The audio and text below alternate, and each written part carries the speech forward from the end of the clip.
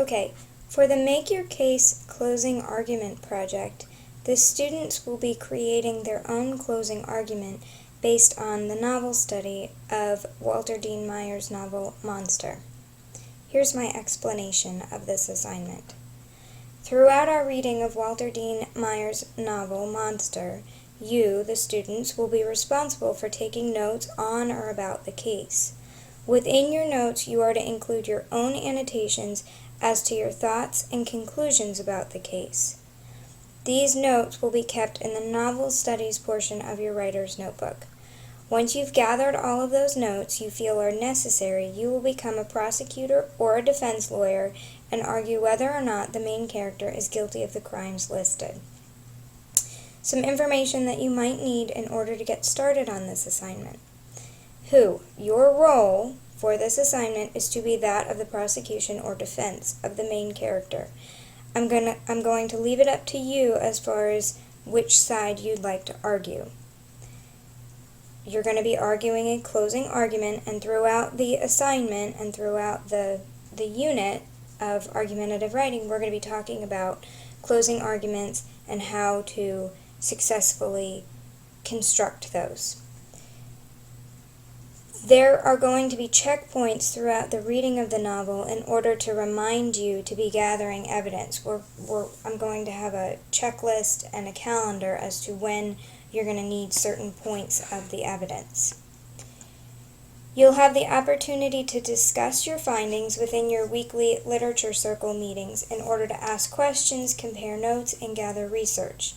You'll be presenting these in class, your closing arguments. Within your weekly literature circle meetings, you may be meeting with, if you're a defense lawyer, you may be meeting with a prosecution, so maybe you guys can kind of figure out and take information from each other so you can figure out how the other side might be arguing so that you can come up with possible counter-arguments for your own argument. The day that we present these, or the week that we present these, you're going to stand up before a jury of your peers to make your case. Upon the completion of these arguments, a verdict will be decided. And I'm going to later explain the rubric that I have for how I'm going to score your closing arguments. A couple important notes for you. Your closing argument needs to be typed 12 font Times New Roman. Your argument should employ ethos, pathos, and logos, as we've learned throughout our entire argumentative writing unit, along with addressing possible counter-arguments of your opposing side.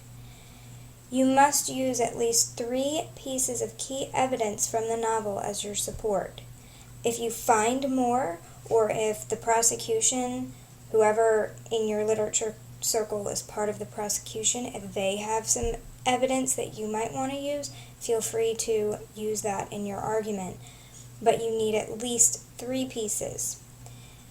As we go through this is going to be treated as a normal paper where you will have a rough draft.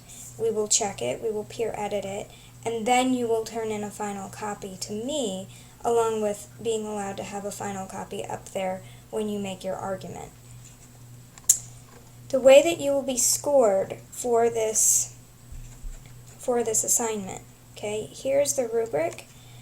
You need to put your name on it, of course, and you need to circle whether you're on the prosecution or whether you're on the defense.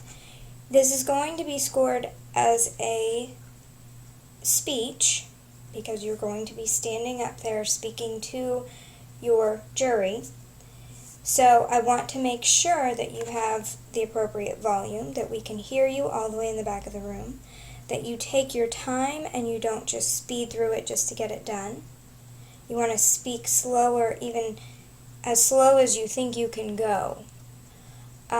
You want to enunciate your words so that people don't think that you're mumbling, because once again, if people think you're mumbling, then you're not going to be able to prove your case or state your case as well as you would like to.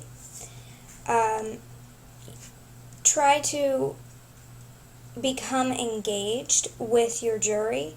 Don't just be monotone, because if you're monotone, they're going to lose interest, and that's not what you want. You want to make eye contact. You would, because you're going to be allowed to have your closing argument, your typed copy, up there with you. I don't want you to read it word for word. I want you to use it as a guide. Glance occasionally at it, but you really remember you're trying to convince these people that that the person in question is either guilty or not guilty. You want to try to avoid saying or like or so or any other interrupting words. And then these are going to be the biggest amount of points for this assignment. You want to fulfill the purpose of a closing argument. By this I mean you want to convince the jury using 3 pieces of key evidence from the novel that address any possible counter-arguments, and at the very end you want to have a clear call to action, meaning what do you want us to take away from this information. You want to, for the second item that's highly scored, is you want to employ the use of ethos, pathos, and logos. And in your final copy that you turn in to me, you need to highlight or underline those examples or the uses of those elements, because we are going to be looking at so many examples leading up to this assignment.